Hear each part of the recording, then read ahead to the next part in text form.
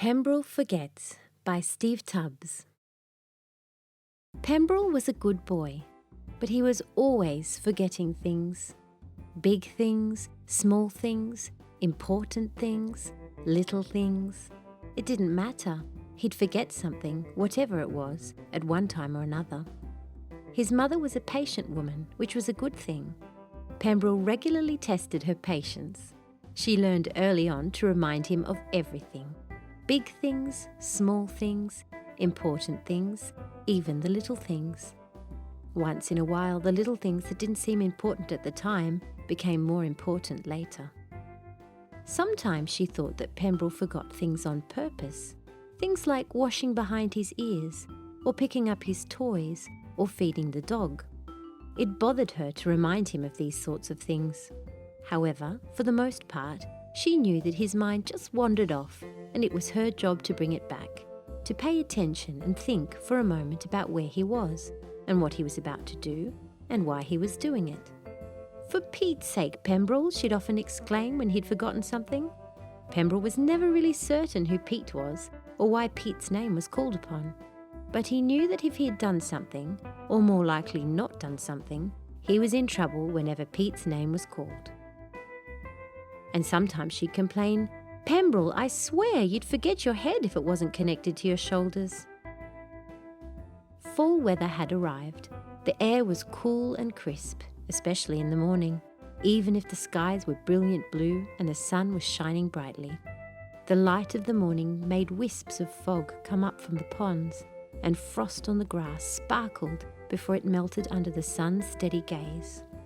The trees were swapping their summer greens for coats of brilliant yellow, orange and red.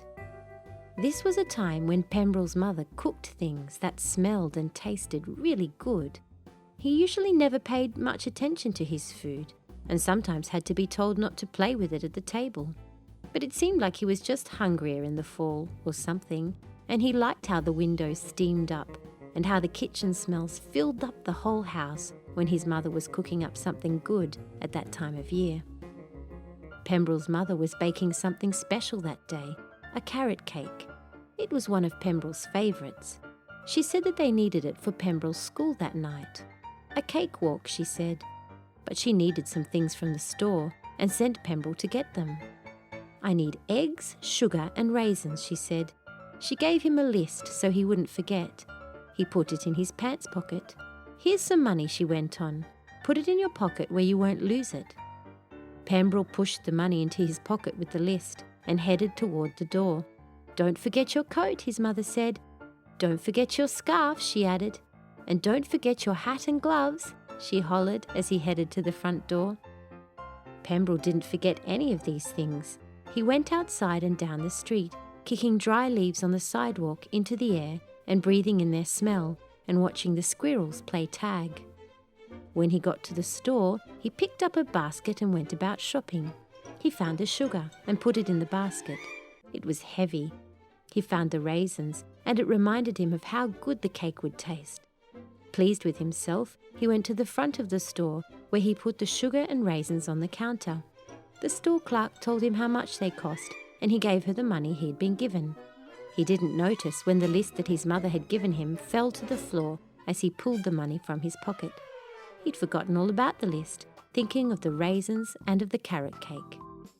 Taking the bag that the grocer gave him, Pembral slowly made his way home, passing through the park where the leaves were piled deeper and he could make more noise kicking them. He spotted some leaves that were really big and brilliant in their colours and picked them up to give them to his mother. "There you are," Pembral's mother said when he entered the kitchen. "I was beginning to be worried." Pembral put the bag on the counter. He was reaching into his pocket for the change when his mother said, "Where are the eggs?" Pembral stopped. His heart pounded. Eggs! He forgot the eggs. He looked at his mother and then at the bag and then said meekly, "I'm sorry, Mama, I forgot." His mother was unhappy. "You forgot the eggs? What happened to your list?" "I don't know," Pembral mumbled. He reached into his pocket, but the list was gone. "I must have lost it." "For Pete's sake, Pembral," she said. Then she added, "I swear," and Pembral thought that just then she might, although she never did. "What am I going to do with you?" she said as she grabbed keys from her purse and hurried out the door. Pembral climbed the stairs up to his bedroom slowly, his head hanging. He wished he knew why he'd forgotten the eggs. What had happened to the list? He knew that he had disappointed his mother. He didn't get to share his leaves with her. He lay down on his bed where the sunlight was streaming through the window. He felt his head nodding after a bit, and he looked out the window. To his surprise, he saw a young boy playing in his yard. The boy was dashing about, kicking up leaves, just as he had earlier that day. Why was he playing in Pembral's yard? Looking more closely, he realised that the boy was dressed just like he was. And suddenly, he saw in amazement that the boy had no head. Astonished, he jumped up, or he tried to, but he could not. Looking down, he realised he had no body. Only his head was on the pillow on his bed. His body was outside playing. "Help!" he cried, "help!" But his lips hardly moved. A low moan barely escaped from his lips. Somehow he'd managed to get up and run outside, but had forgotten his head. Concentrating with all his might, he told his body to get back inside. Come here," he thought, with his strongest thoughts. His body ran around in circles, kicking leaves. No, come here now!" He willed with all his strength. His body hesitated, then stopped. Then slowly, oh so slowly, his body turned and came into the house. He heard it clumping up the stairs to his bedroom. When his body came to bed, he looked at where his head was supposed to be connected, but he got dizzy, and for a moment he couldn't see anything. Then, as if by magic, there he was, sitting up in bed, completely connected. He heard the car door slam, and then the house door, and he ran downstairs. He was just going to share his excitement of what had just happened when he saw the stern look on his mother's face. She was still upset. He forgot all about his story and hung his head again. "I'm sorry, Mama," he said again. "I don't know what happened. I just forgot.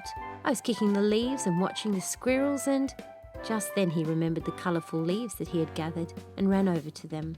Picking them up, he handed them to her.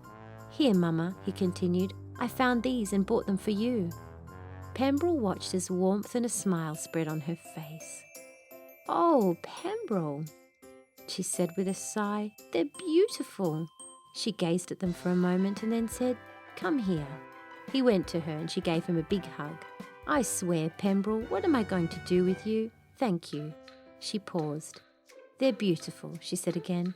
"Come on, help me bake this cake. I'll let you lick the beaters when we're done." And Pembral did, telling her all about his head and his body, which made her laugh and laugh as the kitchen smells began to fill up the house, just as it always did. The end. Thank you for reading with Storyberries.com. Free stories for kids.